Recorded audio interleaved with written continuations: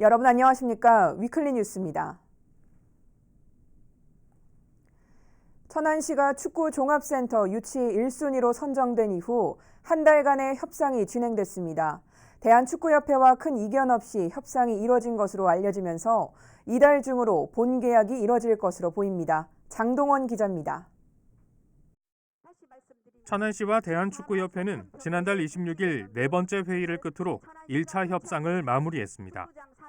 1차 협상에서 협의가 이루어지지 않을 경우 한 달을 더 연장해 2차 협상에 들어가게 되지만 천안시는 1차 협상에서 대한축구협회와의 마찰은 없었다고 밝혔습니다. 이번 협상에서 쟁점이 됐던 생활체육시설 운영 문제는 민간에 위탁하는 것으로 결정됐고 시가 10년 동안 100억 원을 지원하기로 한 축구발전기금과 프로축구단 창단도 계획대로 추진하는 것으로 알려졌습니다. 한편 천안시의회 이은상 의원은 센터 유치를 위한 자금 지원을 보다 투명하게 집행할 것을 주문했습니다. 축구협회의 무리한 유치 조건은 제시로 우리 스스로 족쇄를 채워 훗날 재정 압박으로 이어져 천안 시민이 피해를 보는 일이 발생하지 않도록 천안시와 대한축구협회는 이달 초 막바지 법적 검토를 진행한 뒤 MOU를 맺고 본계약을 체결할 예정입니다. 본계약이 체결되면 천안시의 축구종합센터 유치는 확정됩니다. 티브로드 뉴스 장동원입니다. 자유한국당 충남도당이 민선 7기 충남도정을 평가하는 토론회를 열었습니다. 양승조 지사의 인사 문제와 인구 소멸에 따른 정책이 미흡하다는 비판이 제기됐습니다. 송용환 기자의 보도입니다. 민선 7기 충남도정 1년을 평가하는 토론회장. 출범 초부터 양승조 지사를 꼬리표처럼 따라다녔던 인사 문제가 화두로 떠올랐습니다. 선문대 권경득 교수는 지난 1년 동안 지역 언론에 가장 많이 등장한 게 공공기관장 낙하산 인사였다며 기관장에 필요한 역량에 대한 연구가 필요하다고 말했습니다. 산하기관의 기관장에게 필요로 하는 그러한 역량에 대한 연구가 좀 이루어져야 된다는 얘기입니다. 그래서 어떤 자리는 지사와 운명을 같이 하는 그러한 기관장이 임명될 수 있지만 전문성이 요하는 자리에는 철저히 전문적 자격을 갖춘 사람이 임명이 돼야지. 인구 정책에 대한 비판도 잇따랐습니다. 발제자로 나선 건양대 이명빈 교수는 거주 인구가 급속도로 줄고 있지만 충남은 문제의 원인 해결이 아닌 단기적인 정책만 펴고 있다고 비판했습니다. 중기 장기적인 사회 변동 요인을 전제로 한 그런 중장기 계획 그리고 실제 돈을 쓸 때 실효성을 어느 정도 가질 거냐라는 그런 측면에서의 고민이 상당히 필요하다는 것이죠.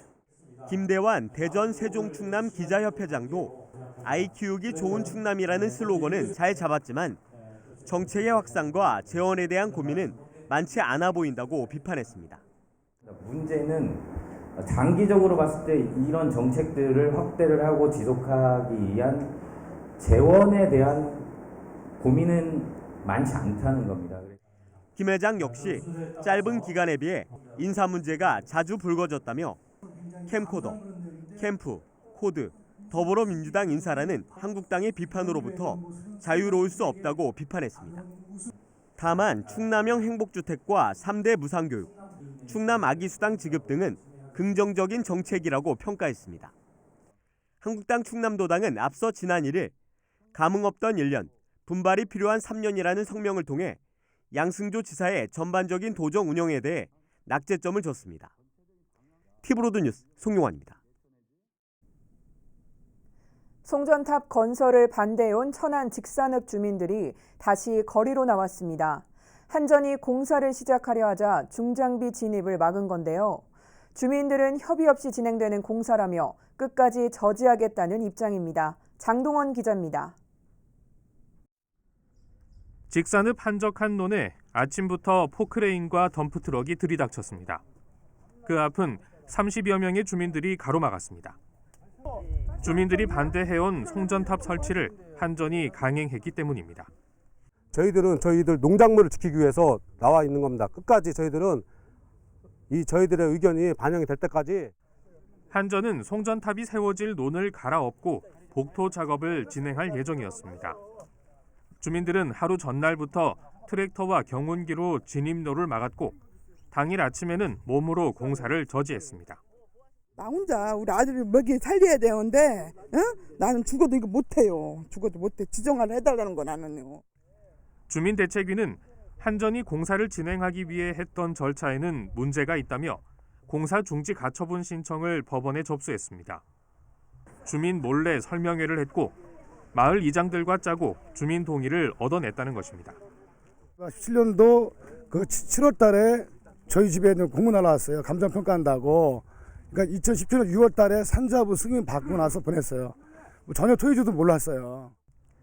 공사 중지에 대한 법원 판단이 내려질 때까지는 공사를 해선 안 된다는 의견이지만 한전은 문제 없다는 입장입니다.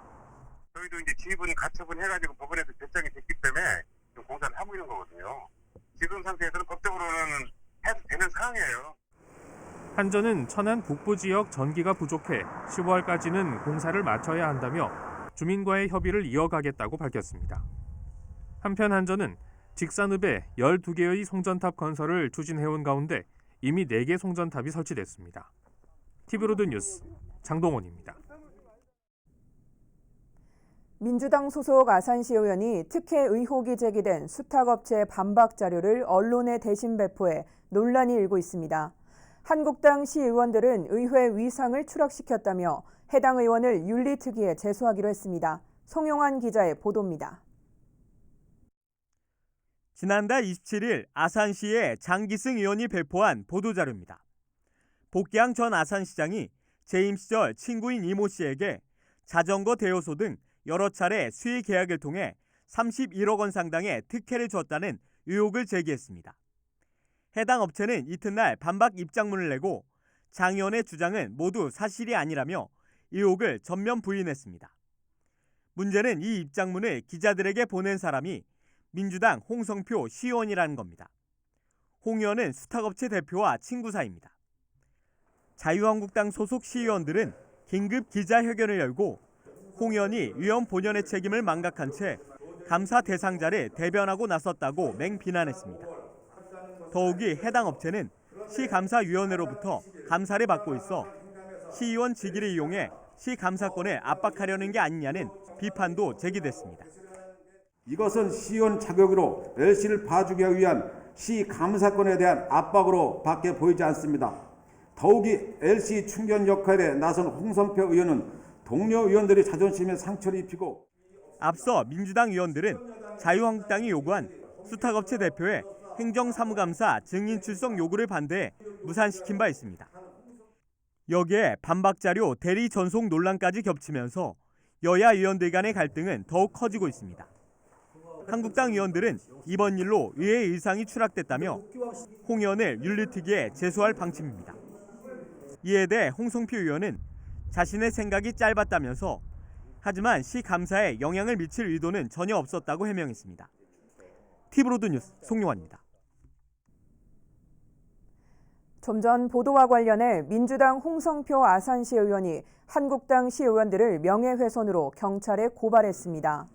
홍 의원은 아산시청 브리핑룸에서 기자회견을 열고 의회에서의 막말, 겁박은 참을 수 없는 인격살인이라며 심각하게 훼손된 명예를 회복하고 상호 존중하는 품격 있는 의회 문화를 조성하기 위해 한국당 시의원 5명에게 법률적 책임을 묻겠다고 밝혔습니다. 한편 홍 의원은 특혜 의혹을 받고 있는 기업의 해명 자료를 대신 보낸 것과 관련해 오해를 살 만한 부적절한 처신이었다며 시민에게 사과했습니다. 충남교육청이 내년 예산 편성을 위해 설문조사를 실시했습니다. 가장 시급한 것은 학교 시설 개선인 가운데 학부모는 학교 폭력 예방을, 학생들은 진학 진로 교육을 가장 원하고 있었습니다. 장동원 기자입니다. 충남교육청은 학생과 학부모, 교직원 등에게 내년 예산을 어디에 써야 할지 물었습니다.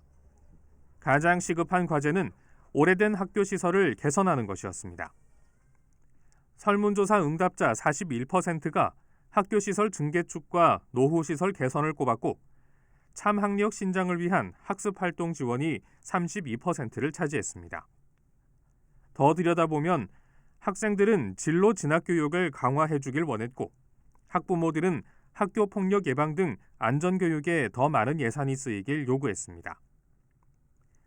각 학교에서 강화돼야 할 교육 분야를 묻는 질문에는 인성과 민주시민 교육이 41%로 가장 높았고 기초학력 증진, 진로 직업 교육이 그 뒤를 이었습니다. 외국어와 수학 등 개별 과목에 대한 요구는 비교적 낮게 나타났습니다. 인성 민주시민 교육은 학생을 제외한 모든 대상자들이 가장 강화해야 할 분야로 꼽았습니다. 한편 교육 복지를 높이기 위해서는 수화교행 등 수련 활동 지원과 방과 후 학교 지원에 대한 요구가 가장 높았고 학교 폭력 예방을 위해 가장 필요한 것은 전문 상담 인력 배치와 배움터 지킴이 운영, CCTV 설치 등이라고 답했습니다. 이번 조사는 지난 4월 10일부터 한 달간 학생과 학부모, 교직원 등 2만 400여 명을 대상으로 실시됐습니다. 충남교육청은 설문 결과를 반영해 내년 예산을 편성한다는 방침입니다. 티브로드 뉴스 장동원입니다.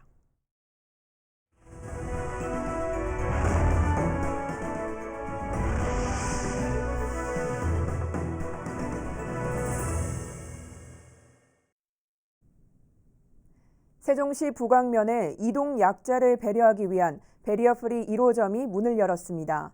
이동이 불편한 장애인 등을 위해 경사로가 설치되면서 호응을 얻고 있습니다. 보도에 김장섭 기자입니다.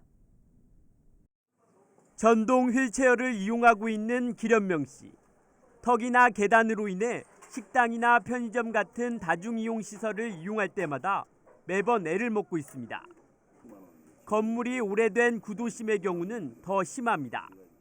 구도심에 거주하는 장애인들은 밖에 나오면은 맨 장애물이 있어가지고 턱이라든지 계단이라든지 그런 장애물이 있어갖고 사회활동하기가 엄청 어려운 실정입니다. 이런 장애인들의 불편을 덜어주기 위한 베리어프리 1호점이 부광면에 문을 열었습니다. 계단으로 진입이 어려운 건물에 경사로가 설치된 겁니다. 베리어프리는 장애인과 노인 등 이동 약자를 위해 문턱을 없애거나 경사로를 설치하는 사업입니다. 장애인 휠체어는 물론 노인 실버카나 유모차 등도 쉽게 이동할 수 있습니다. 계단이 있을 적에는 아예 그림의 떡이죠. 그림의 떡이가지고 지나가다도 계단 있으면 아예 들어갈 생각을 못 하고 있었는데 이렇게 설치를 해놓으니까 이번 무장애 시설 설치에는 세종사회복지공동모금회와 지역 기업도 뜻을 함께했습니다. 사회공헌기금 등을 통해 한국교통장애인협회 세종시협회는 올해 베리어프리를 25점까지 늘릴 계획입니다. 사회적 이동 약자뿐만 아니라 일반인들도 무릎이 안 좋으신 분들도 있을 거고 정말 뭐 다치셔서 목발을 짚으시는 분들도 있을 거잖아요. 그냥 그런 분들까지도 다 정말 편하게 좀 이용하실 수 있었으면 좋겠습니다. 이동 약자를 위한 베리어프리 1호점 탄생이 세종 지역 무장애 시설 확대로 이어지는 마중물이 될 것으로 기대되고 있습니다. 티브로드 뉴스 김장섭입니다. 세종시는 다른 지역에 비해 물가가 비교적 높은 반면 소비는 활성화되지 못하면서 많은 자영업자들이 경영난을 겪고 있는데요. 여러 요인이 있겠지만 역외 소비율이 높다는 점도 그중 하나로 꼽힙니다. 이런 문제 해결을 위해 세종시가 지역화폐 발행 카드를 꺼내들었습니다. 김우순 기자의 보도입니다. 지난 2014년 기준으로 세종 시민들이 외지에서 쓴 신용카드 사용액은 65.9%에 이릅니다. 카드로 100만 원을 썼다고 가정했을 때 66만 원은 세종시가 아닌 다른 시도에서 쓴 겁니다. 이는 전국에서 가장 높은 수준으로 전국 평균인 45.5%보다 압도적으로 높았습니다. 세종시 소상공인들의 어려움이 가중되는 이유입니다. 이에 따라 세종시가 지역 안에서만 사용할 수 있는 상품권, 이른바 지역 화폐를 발행하기로 했습니다. 지역 내의 소비를 늘려서 상인들의 매출 증대에 도움을 주고 또 지역 자본의 역외이출을 막는 데 목적을 두고 있습니다. 발행 시기는 내년 3월, 최초 발행액은 70억 원을 목표로 하고 있습니다. 70억 원 중 48억 원은 출산 축하금과 공무원 복지 포인트로 지급하고 나머지 22억 원은 일반 시민이 구입해 사용할 수 있도록 한다는 계획입니다. 또 지역 화폐를 취급하는 가맹점은 음식점과 숙박업, 도소매업, 학원 등으로 한정하고 기업형 슈퍼마켓은 대상에서 제외하기로 했습니다. 지역 화폐 유형은 우선 카드 형태로 하되 향후 모바일 결제 시스템도 구축할 예정입니다. 지역 소상공인들은 우선 반기는 분위기입니다. 지역화폐 추진에 대한 세종시 발표에 큰 환영의 뜻을 전하는 거고요. 지역화폐는 세종시 상가 활성화를 위한 하나의 수완일 뿐인 거지 거기에 맞는 여러 가지 아이템들을 하고 콘텐츠들을 개발을 해서 같이 병행해서 가야 된다고 생각을 합니다. 세종시는 오는 9월 말까지 지역화폐 운영을 위한 조례를 제정하는 한편 소상공인과 전문가 등으로 추진위원회를 구성해 세부 사항을 마련해 나가기로 했습니다. 티브로드 뉴스 김우순입니다. 최규진 세종시 교육감이 취임 1주년을 맞아 그동안의 성과를 발표했습니다. 최 교육감이 꼽은 성과는 무엇이고 앞으로 해결해야 할 과제는 무엇인지 짚어봤습니다. 김장섭 기자입니다. 최규진 세종시 교육감은 지난 1년을 혁신, 미래, 책임교육과 학습도시라는 4대 정책 방향의 기틀을 다지내었다고 자평했습니다.